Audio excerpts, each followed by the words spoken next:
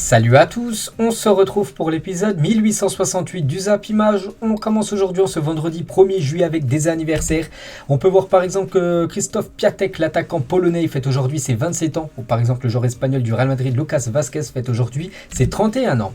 On va parler d'une quinzaine de joueurs ayant évolué en Ligue 1 et Ligue 2 ont assigné Panini France en justice, estimant que leur image avait été utilisée de manière illégale. L'ancien monégasque Jérôme Roten ferait partie des joueurs qui demanderaient de l'argent tout simplement à Panini. Donc RMC Sport nous apprend que les joueurs touchent entre 150 et 200 euros par saison de compensation financière pour céder leur image, une contrepartie qui serait jugée dérisoire comparée aux millions d'euros de chiffre d'affaires réalisés par Panini. Donc pour ceux qui ne connaissent pas Panini, en gros c'est une marque avec les autocollants de joueurs de foot. Bon, enfin il n'y a pas que le football, mais bon, c'est ce qui marche le mieux bien sûr, c'est les joueurs de foot où tu mets tout ça dans un album, donc ils génèrent beaucoup de millions d'argent. Et du coup une quinzaine de joueurs les gars demanderaient de l'argent en contrepartie à la marque Panini, dont Jérôme Roten. On va parler de Christophe Galtier, était présent au camp des loges ce jeudi matin, donc hier. Il devrait être intronisé coach du PSG d'ici lundi, date de la reprise de l'entraînement pour les champions de France. Donc voilà, c'est imminent. Christophe Galtier en tant que coach du PSG. Donc hier, il a visité, on va dire, les installations parisiennes avant de diriger son premier entraînement lundi. N'oubliez pas que tous les internationaux, donc que ce soit Mbappé, Messi ou Neymar, eux reprendront le 11 juillet prochain l'entraînement.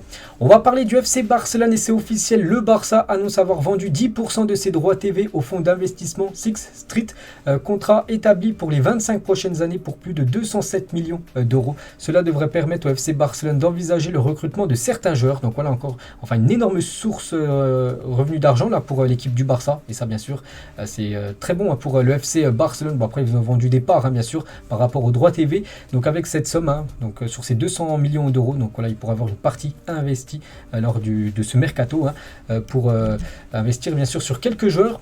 On va parler de Gabriel Jesus à l'Emirates Stadium ce matin. Donc on peut voir qu'il a été pris en photo du côté de l'Emirates Stadium, donc le stade d'Arsenal. Donc là on voit pas que c'est lui, mais si on zoome un petit peu, on peut voir G.Rezus, le numéro 9. Donc en gros là il a fait les photos avant que ça soit officiel bien sûr son annonce du côté de Arsenal. Donc c'est imminent bien sûr. Gabriel Jesus du côté des Gunners, lui aussi les gars, c'est imminent.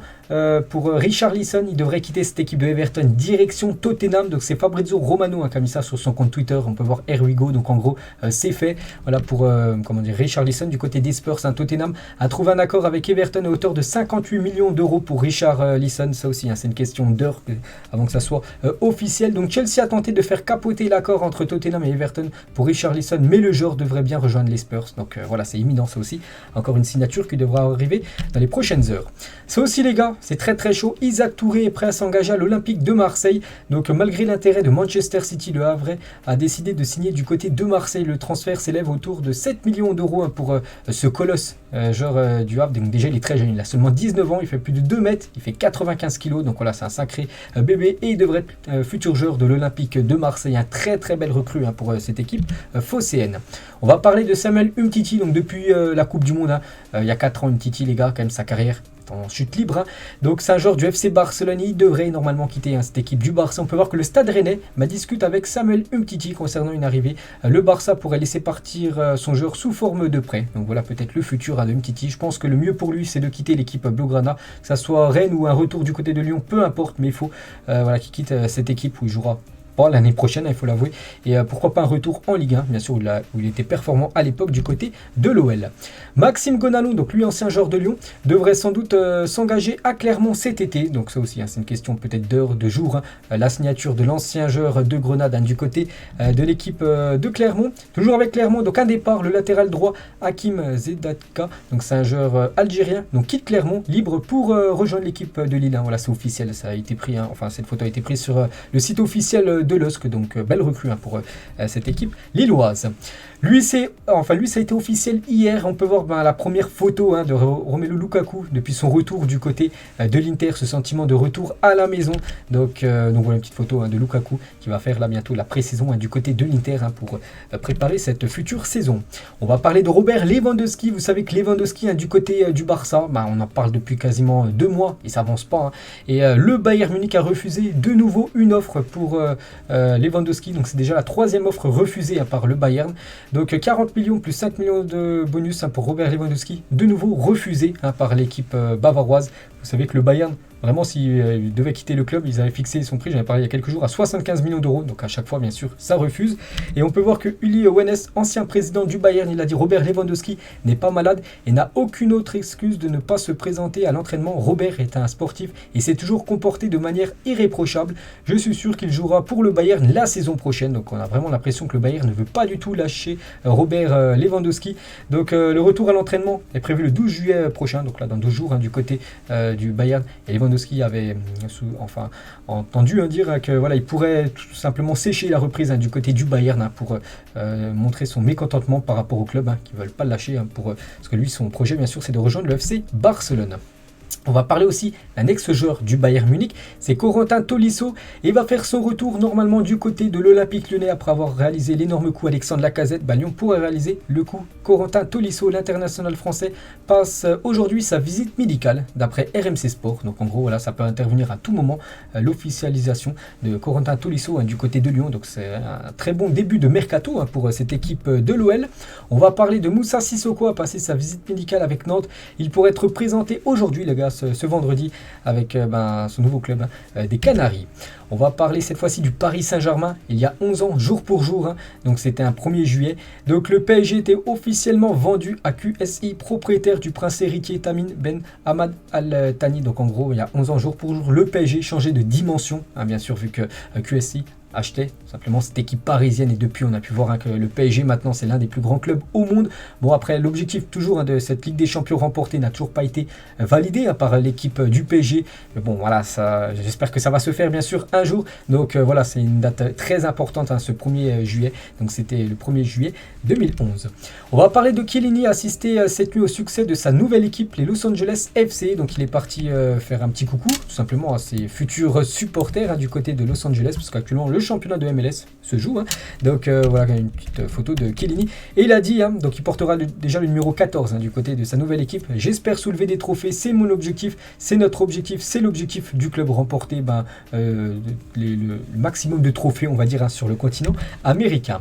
Officiel, Ernesto Valverde est le nouveau coach de l'Athletic Bilbao. Donc voilà les gars, c'est lui le nouveau coach de cette équipe de l'Athletic Bilbao. N'oubliez pas que Valverde était ancien coach du FC Barcelone. On va parler du maillot extérieur du Bayern Munich pour la saison prochaine. Donc pour l'instant c'est Footing Line qui donne ça, pour l'instant rien d'officiel. Et voilà, Footing Line les gars se trompe très rarement. Donc je trouve magnifique ce maillot du Bayern qui sera tout blanc avec les sponsors T-Mobile, Adidas et l'écusson de couleur or. Un très très beau maillot pour cette équipe allemande.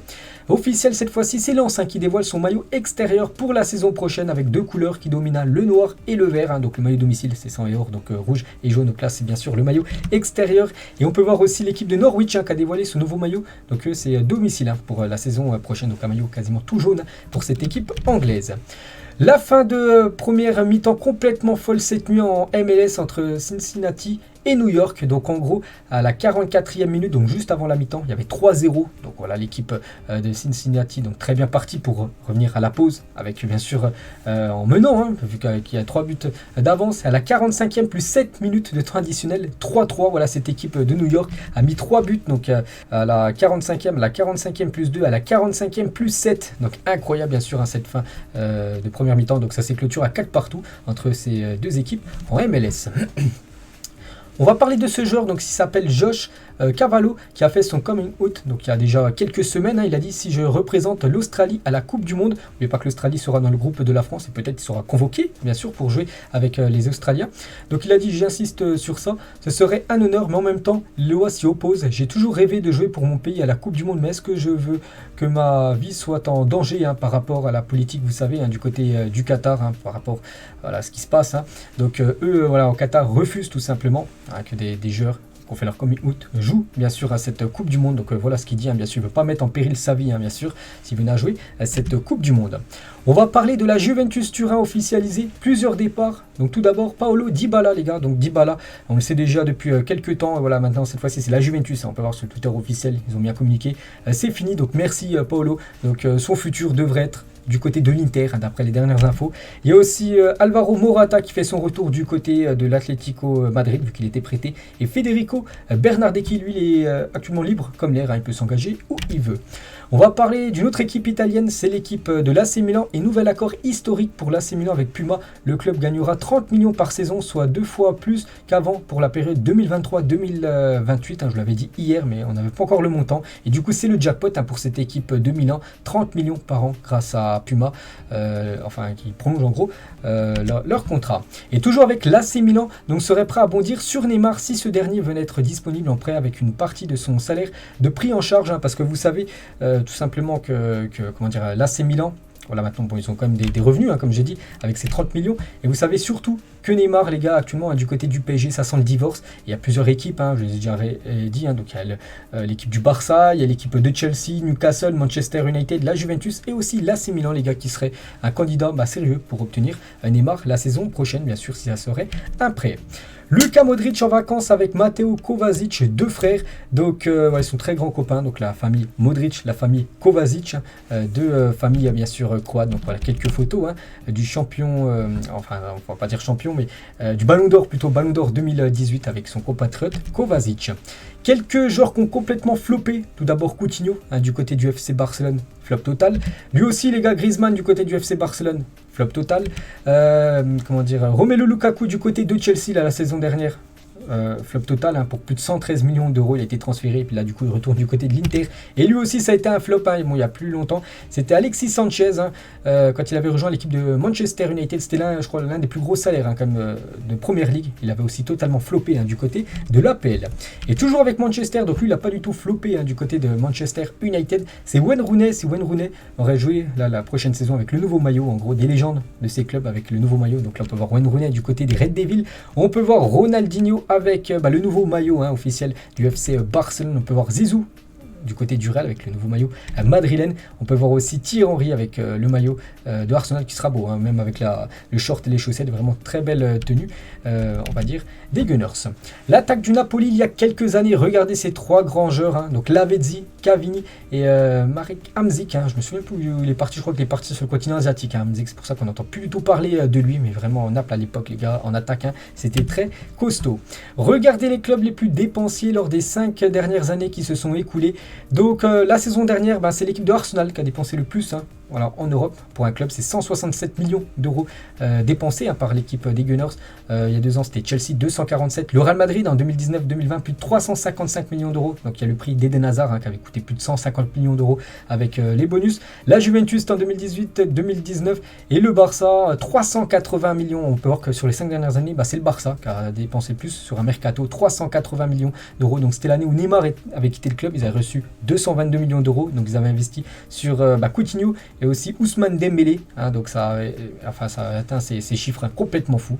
Donc on peut voir jamais le PSG quand même, donc une petite info concernant les gros derniers mercato de ces dernières saisons. Quand il était à Arsenal, Serge Gnabry n'a joué que 21 matchs avec les Gunners en 4 saisons car Arsène Wenger le trouvait trop fragile et il a finalement prêté à West Bromwich pour une saison, puis du coup il a complètement percé après. Maintenant on sait le joueur qu'il est devenu du côté du Bayern Munich. On va parler de Chang Wang, joueur de Wolverhampton, est actuellement en Corée du Sud pour faire son service militaire obligatoire. Le buteur a reçu une dérogation pour ne pas faire ses 48 mois, ses 18 mois obligatoires de service militaire, mais seulement 4 semaines, bien sûr.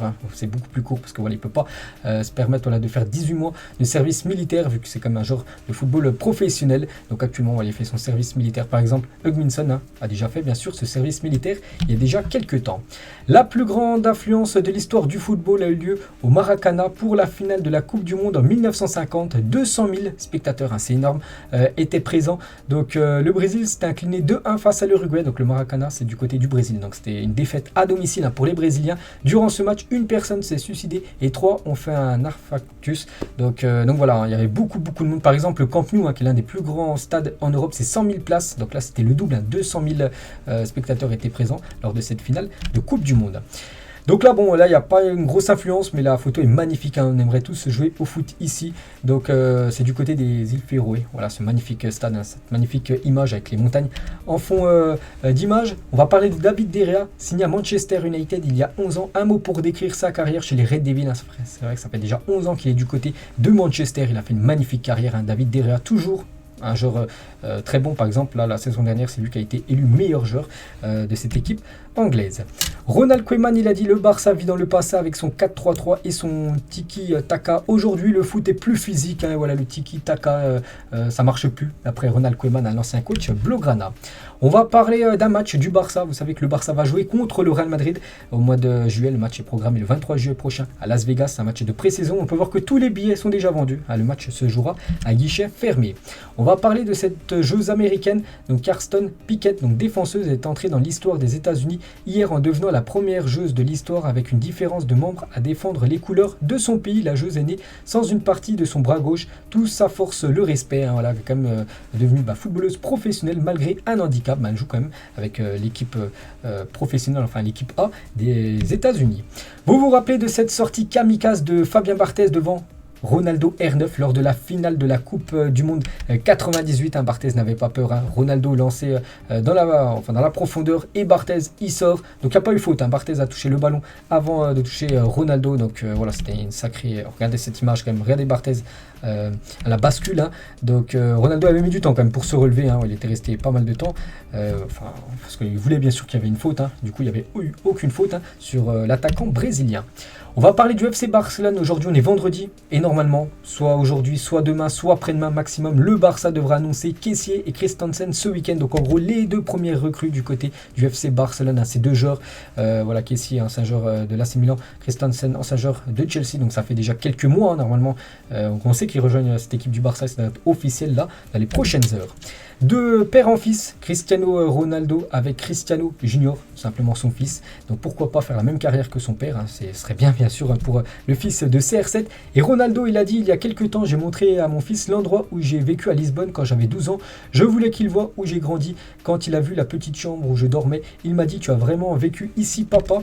Il n'arrivait pas à le croire. Les jeunes pensent que tout est facile dans ce monde. Qualité de vie, maison, voiture, habits. Il pense que tout tombe du ciel comme si de rien n'était. J'essaie de faire comprendre à mon fils que les choses ne viennent pas seulement grâce au talent, mais surtout grâce à un travail acharné. Et avec le travail et la détermination, tu peux accomplir tout ce que tu veux. C'est ce que j'essaie d'inculquer à mon fils et aux jeunes gens que je croise, une mentalité de champion, hein. Vraiment, voilà, il veut pas que son fils, les gars, s'il veut son fils, il travaillera jamais de sa vie, hein, bien sûr, tellement que Cristiano Ronaldo est junior, enfin Ronaldo est riche, il peut donner, voilà, une partie de sa fortune à son fils, puis voilà, son fils se mettra bien toute sa vie, mais il veut pas ça, bien sûr, il veut que son fils travaille, bien sûr, voilà, qu'il soit footballeur ou qu'il fasse un autre métier, bien sûr, pour gagner lui aussi sa vie. Donc vraiment très belle mentalité, hein, de Cristiano Ronaldo envers Cristiano Junior. Toujours avec CR7.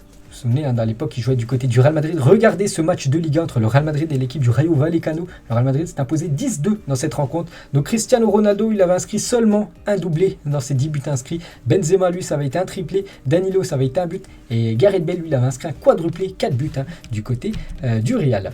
Toujours avec Cristiano Ronaldo, il y a 5 ans, jour pour jour, le Portugal obtenait son billet pour les demi-finales de l'Euro 2016 au tir au but. Donc c'était pas il y a 5 ans, c'était plutôt il y a 6 ans, parce que c'était en 2016.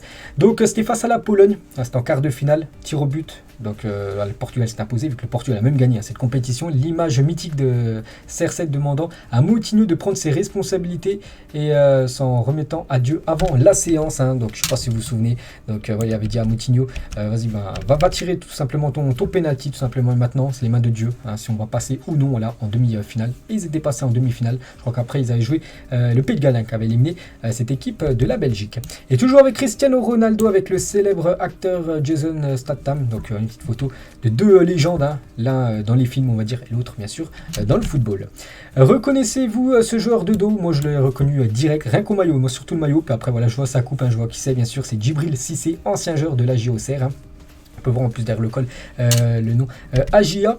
Officiel, les 10 nations nommées pour le titre de la sélection africaine de l'année de la CAF Award 2022. Donc voilà, toutes ces nations, donc ça soit Burkina Faso, le Cameroun, Comores, Égypte, Guinée équatoriale, la Gambie, Mali, Maroc, Sénégal, Tunisie. Vous voteriez pour qui? Pour tout simplement la meilleure nation, voilà, pour cette année 2022. Donc je pense qu'il n'y a pas de suspense, hein, ça sera certainement le Sénégal, hein, avec ce titre hein, de champion d'Afrique, avec cette qualification pour cette future Coupe du Monde. Ça sera certainement les Sénégalais qui seront récompensés. Et concernant le meilleur joueur, donc les 30 joueurs africains nommés pour le titre de meilleur joueur de l'année, en gros le ballon d'or africain. Donc je ne vais pas citer tous les joueurs, après un joueur ultra favori.